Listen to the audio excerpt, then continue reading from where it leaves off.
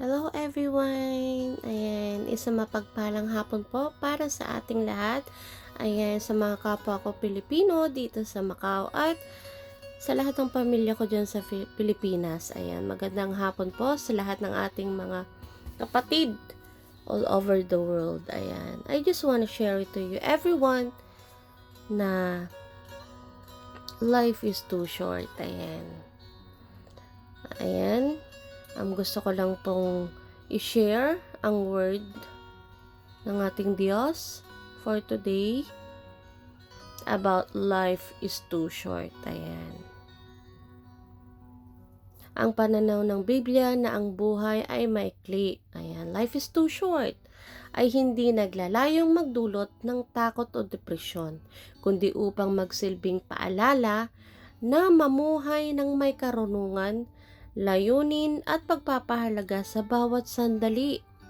Ang buhay ay nilalarawan bilang isang vapor o anino or bulaklak na mabilis nawawala. Ganyan po ang ating buhay.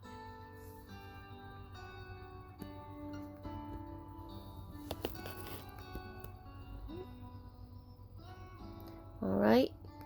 Ayan.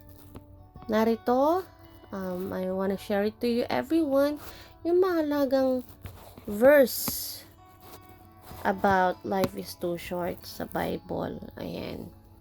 Ayan, sabi dito sa James or Santiago 4:14, ayan, ang buhay ay parang singaw. Ayan. Gayong hindi ninyo nalalaman ang mangyayari bukas, ano ang inyong buhay? Kayo ay isang singaw na sandaling lumilitaw at pagkatapos ay nawawala. Ganyan po ang ating buhay, mga kapatid.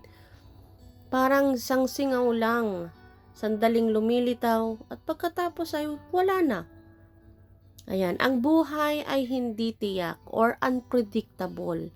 Hindi natin hawak ang kinabukasan. Kaya't ang pagpaplano ay dapat may kasamang pagpapakumbaba at pagtitiwala sa kalooban ng Diyos, hindi sa sariling kakayahan lamang. Ayan.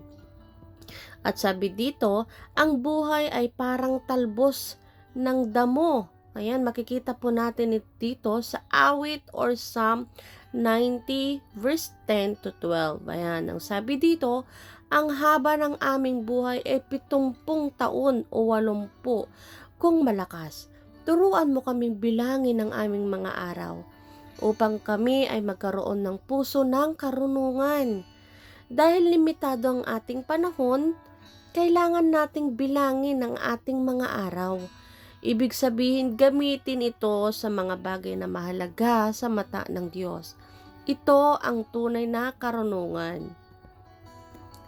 At ang buhay ay puno ng pagsubok. Sa Job 14:1 verse 1 to 2, ang tao na ipanganganak sa babae, kaunti ang mga araw at puno ng kaguluhan.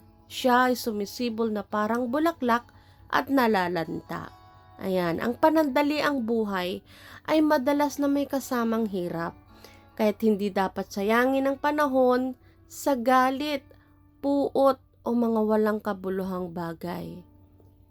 Ayan. Ano ba yung mga aral sa life is too short? Ayon sa Biblia, number 1, gamitin ng wasto ang panahon. Redeem the time. Ang Efeso 5 verse 15 to 16 ay naghihikayat na mamuhay ng may karunungan at samantalahin ang bawat pagkakataon dahil ang mga araw ay masasama. Ayan. Number 2, magpatawad at magmahal. Dahil maikli ang buhay, huwag magkimkim ng sama ng loob. Ang pag-ibig ay nagtatakip ng maraming kasalanan. Sa 1 Pedro 4 verse 8. Ayan. Number 3, iuna ang Diyos. Ang layunin ng buhay ay hindi lamang para sa sarili, kundi para sa kalwalhatian ng Diyos. Ang tanging bagay na permanente ay ang ating relasyon sa Kanya. Ayan, mahalaga po na may relasyon po tayo sa Diyos. Ayan, maghanda para sa walang hanggan. Bagamat maikli ang buhay sa lupa, Ito ang nagtatakda ng ating walang hanggang destinasyon.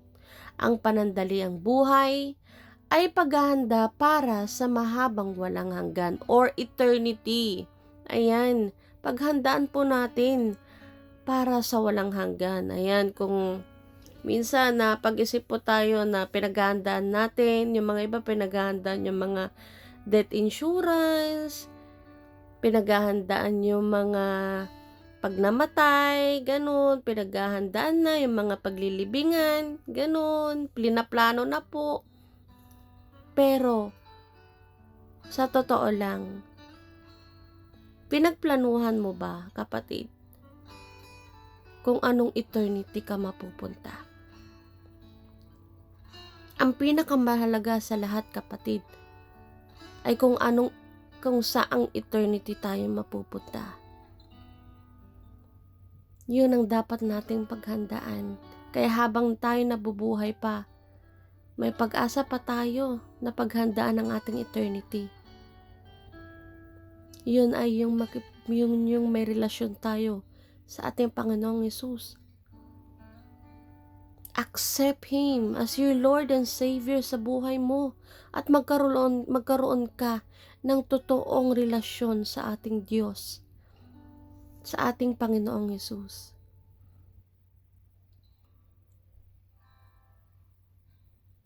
Kaya sa kabuuan ng paalala ng Biblia ay hindi para magmadali o magpanik, kundi para mamuhay ng may saysay, live with purpose, sa pamagitan ng pag-ibig sa Diyos at sa kapwa.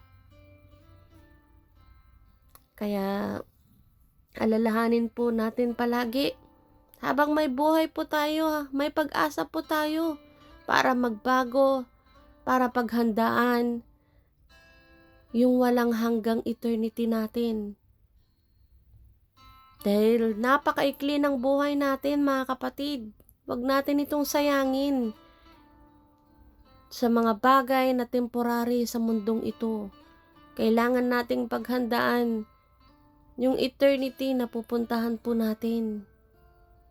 Kung gusto mong pumunta sa heaven, kailangan mong accept si Jesus sa buhay mo. Magkaroon ka ng relasyon sa Kanya.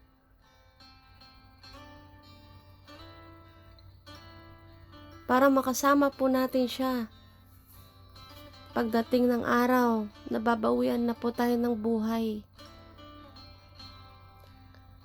Face the reality, mga kapatid. God bless you everyone. Have a nice day.